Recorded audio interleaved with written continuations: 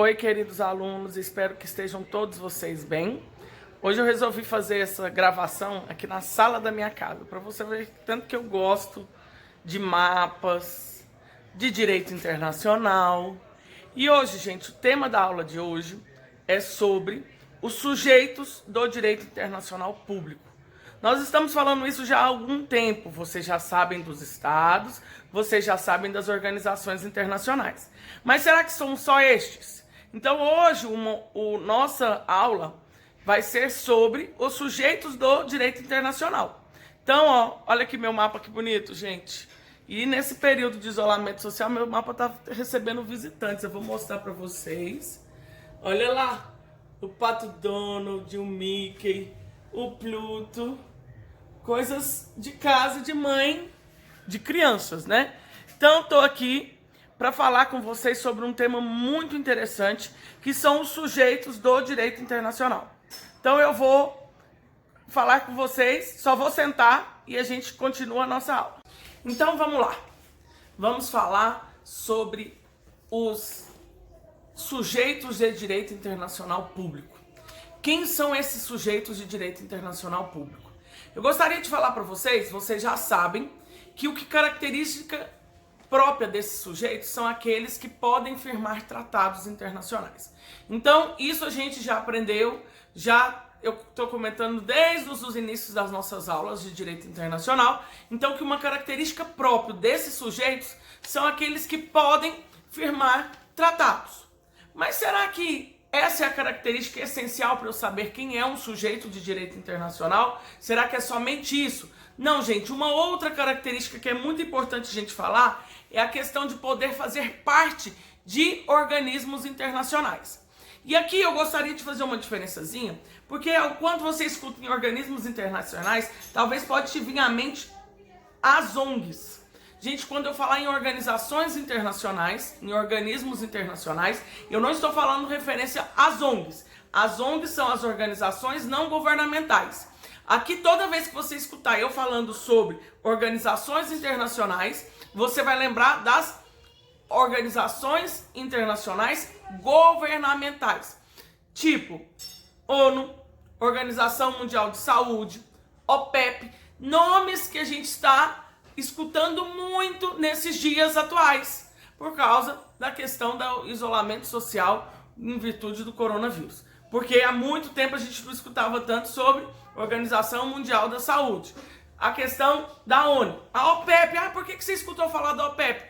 Recentemente teve um conflito entre a Rússia e a OPEP, que são a Organização dos Produtores e Exportadores de Petróleo, que também é uma organização internacional governamental. Então nós temos aqui essas situações. Mas para ficar mais didático, vocês estando aí longe de mim, tô com saudade de uma sala de aula, mas a gente vai dar essa aula explicando então quem são os sujeitos de direito internacional. Gente, então os sujeitos de direito internacional são aquelas pessoas que são atores internacionais, mas é importante a gente saber que sujeito é diferente de atores, daqui a pouco eu comento sobre isso, aptas então para o exercício de titularidade de direitos e obrigações que vão fazer parte do direito internacional. Então temos aqui a questão de celebrar tratados e fazer parte das organizações internacionais. Então temos essas situações que é importante eu estar comentando com vocês. Vamos lá para o primeiro sujeito, o mais conhecido de todos, gente. Os estados. Os estados nacionais são sujeitos que eles são compostos por partes. E é importante a gente estar lembrando quem são essas partes do nosso sujeito chamado estado. Vocês lembram quem são essas partes, gente? Nós temos o território, nós temos a população, e aí aqui agora eu gostaria que vocês pensassem um pouquinho diferente talvez do que vocês aprenderam lá em ciência política, porque muitas vezes nas aulas de ciência política, na teoria do Estado, a gente pensa em povo, que é o componente do Estado. Mas para o direito internacional a gente tem que pensar também quanto à população. Por quê? População é diferente de povo? Sim, gente. Povo ele está mais vinculado ao critério dos nacionais. População são todos aqueles que estão dentro do território nacional. Por que é importante eu pensar em critério de população? Porque vai envolver também a questão dos estrangeiros e imigrantes que estão aqui naquele país. Não dá hoje, nos dias atuais da globalização, de pensarmos o Estado Nacional sem a presença de estrangeiros ali. Então, por isso que para o direito internacional é importante eu pensar quanto à população.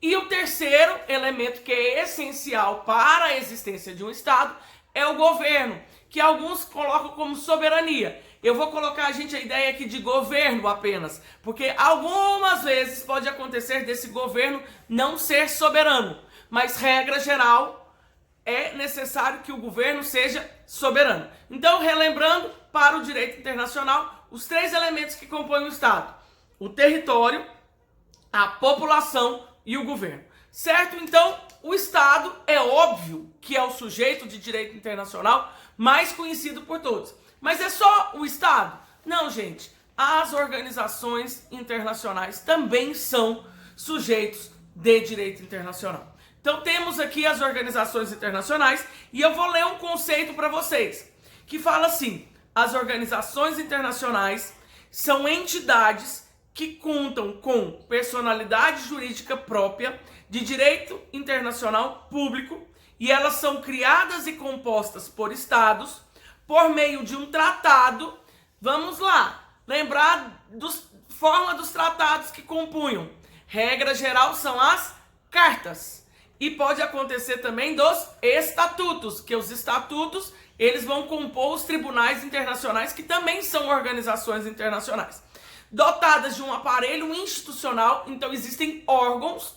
Esses órgãos vai ter a existência de um organograma de caráter permanente, e elas são formadas para quê?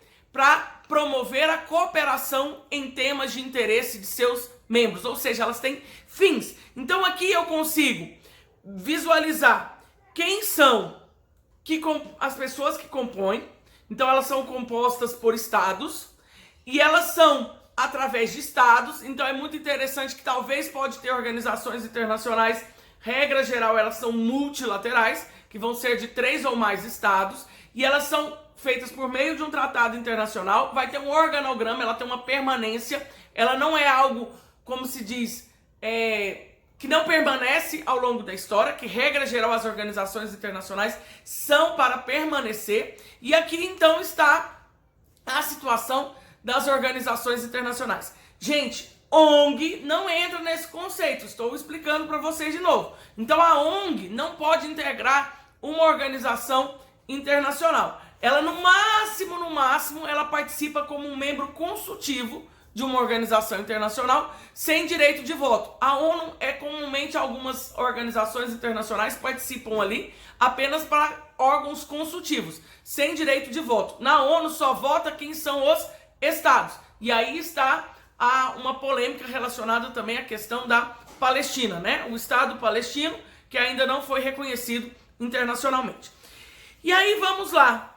Quem são os outros sujeitos? Esses dois que eu falei, gente, são muito conhecidos por vocês há muito tempo. Então, estados e organizações internacionais. Um outro sujeito que nós temos são os blocos regionais. O que são blocos regionais, gente? O mais conhecido por nós, brasileiros, deveria ser o Mercosul, né? Que é um bloco regional que o Brasil faz parte e que são, especialmente pelos nossos vizinhos aqui da região sul do Brasil, que é quem compõe o Mercosul desde a origem. Quem são os membros originários? Brasil, Paraguai, Uruguai e Argentina. Esses são os membros originários. Mas não são só estes, tá bom? A Venezuela ela foi aceita como membro, mas ela está suspensa. Nós temos outros membros, mas também não são membros desde a existência. Mas é importante a gente saber dos blocos regionais. Então, os blocos regionais eles vão reunir estados, geralmente próximos geograficamente, com o intuito de oferecer vantagens uns aos outros no relacionamento que eles mantêm entre si. Um outro exemplo que a gente tem que ter é o da União Europeia, que é o bloco regional mais famoso da atualidade. Então nós temos aqui A União Europeia, que teve toda essa polêmica desde o ano passado, de 2019, e permaneceu nesse ano de 2020, que foi a questão do Reino Unido. A saída do Reino Unido da União Europeia, que foi chamada de Brexit. Então temos os blocos regionais também como sujeitos do direito internacional público. Um outro, gente, que a gente já comentou também, que inclusive existem tratados típicos que são firmados por este sujeito, chama-se Santa Sé. Gente, a Santa Sé é a cúpula do governo da Igreja Católica, ela é chefiada pelo Papa, ela tem status ele vai ter status e prerrogativas de um chefe de Estado, a Santa Sé. Então toda a Igreja Católica ela é chefiada pela Santa Sé. E qual que era o tratado internacional, para a gente relembrar, de matérias que a gente já estudou, que são firmados pela Santa Sé, são as chamadas concordatas, certo? Então vamos lá.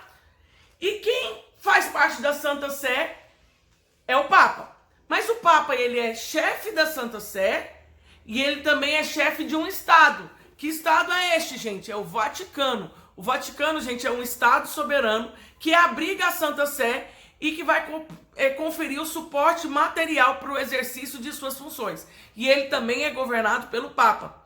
E é uma curiosidade que nós temos, que a Santa Sé está dentro do Vaticano e o Vaticano está dentro da Itália, no meizinho lá da cidade de Roma. Então temos aqui esses dois que misturam e muitas vezes a gente faz confusão.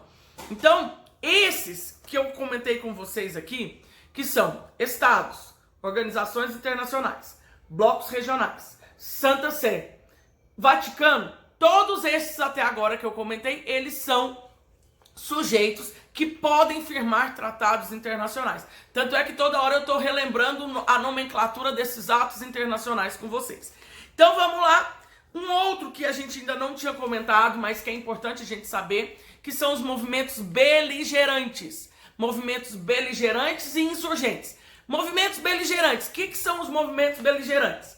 Eu vou ler um outro conceito aqui para você. Movimentos beligerantes, então, são movimentos revoltosos de grande repercussão que são contrários ao governo de um Estado, mantendo o controle de parte do território do país e que são reconhecidos como tal por outros membros da sociedade internacional.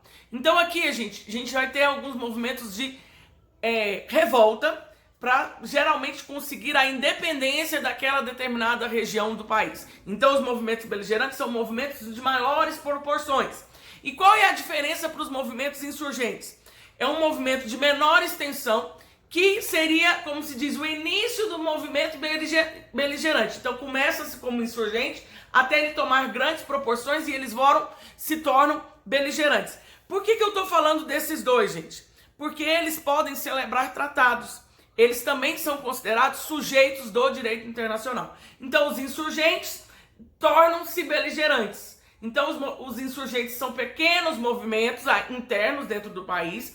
Nós temos vários exemplos. Recentemente, na Espanha tem o problema dos balcãs, na Espanha a gente tem o problema dos catalunhos, são considerados movimentos insurgentes e também alguns até consideram já beligerantes, né? Porque eles já estão de grandes proporções e eles podem firmar tratados internacionais.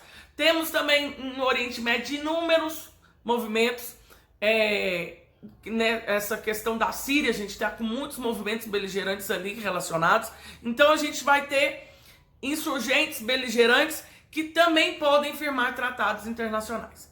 Então, gente, estes são os sujeitos do direito internacional que podem firmar tratados e eu vou falar para você que não são todos esses sujeitos que eu comentei com vocês que podem participar de organizações internacionais.